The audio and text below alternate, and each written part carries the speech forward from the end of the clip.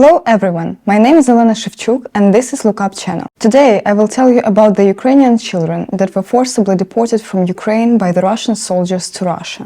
То, что мы творили, когда заходили в Солидар и в Бахмут, вот это была сцена. Нам дали команду зачистить и уничтожить всех. Она визжит, она маленький ребенок, понимаешь, ей, 6 год, я не знаю, 5 лет. А я выстрелил, ты понимаешь, контрольный. Such confessions are made by a person who calls himself Azamat Uldarov. He is a former prisoner and fighter of the Russian private military company Wagner. The confession of the Wagnerers was published by the human rights project Gulagu.net. He is engaged in the fight against torture in Russian prisons. Both interviews were recorded with prisoners recruited for the war in Ukraine by the Wagner Group, a network of mercenaries or a de facto private army of Russian President Vladimir Putin. This is the first recorded confession where Russian militants admit that they killed Ukrainian children. It is impossible to establish by now the exact number of children killed or forcibly removed from Ukraine by the Russians in the course of the ongoing war. It is about several tens of thousands of children taken to Russia. Now Ukraine is trying to bring them home. In April 2023, 24 children who were illegally detained by the Russians were identified by their parents. Those children, through complex conditions, were returned to the Kherson region to Ukraine. This is what the children say about being in captivity. Отношение нам через месяц, через два очень сильно изменилось.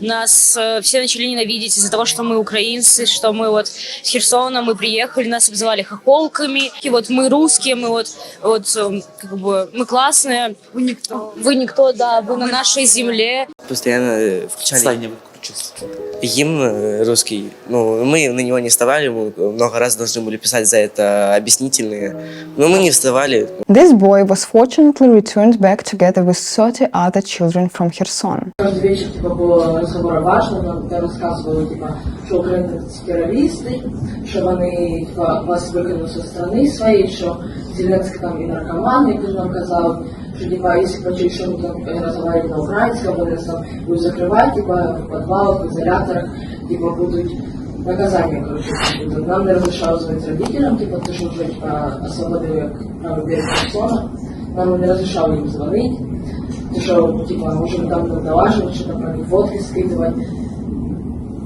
Вони до нас, во-первых, относилися як до звірей, вони нас не приймали людей, вони нас закрили в отдельному корпусі, а діти з Луганська, і там всі условия, все ремонти, вони були все, і кормили їх в отдельній столові, і вони нам кричали, що ми такі больні на голову. After the start of the full-scale phase of the war, last February, Kherson and Mariupol became the two Ukrainian towns from which Ukrainian children were most often forcibly removed to Russia. Though for almost all 9 years of the Russian-Ukrainian war, under the guise of voluntary evacuation and concern for the younger generation, the Russians have been taking as many minor Ukrainian citizens as possible from the temporarily controlled territories to Russia. The Russians are assimilating kidnapped Ukrainian children and teaching them to love Mother Russia. One of the most scandalous and shocking examples of the illegal kidnapping of Ukrainian children was the story of the head of human rights of the Russian Federation, Maria Belova, who adopted a Ukrainian teenager from Mariupol. She used to speak about the kidnapped child as a very complex and traumatized and claimed that the boy scared her own children by threatening to eat them. Конечно, я не могу сказать, что все проходит гладко, что все проходит без каких-то там трудностей. Тяжело реагировать, когда твой ребенок бегает за младшими детьми и говорит «съем москаленка», но я понимаю, что это связано не с ним, а это связано с той пропагандой 8-летней, которая была на территории Мариуполя, антироссийской пропагандой. Теперь я знаю, что такое быть мамой ребенка с Донбасса. Сложно, но друг друга точно любим. Самое главное. Это да. Я думаю, что совсем же справимся, правильно? Конечно. Some of the Ukrainian deportees were trying to escape Russia.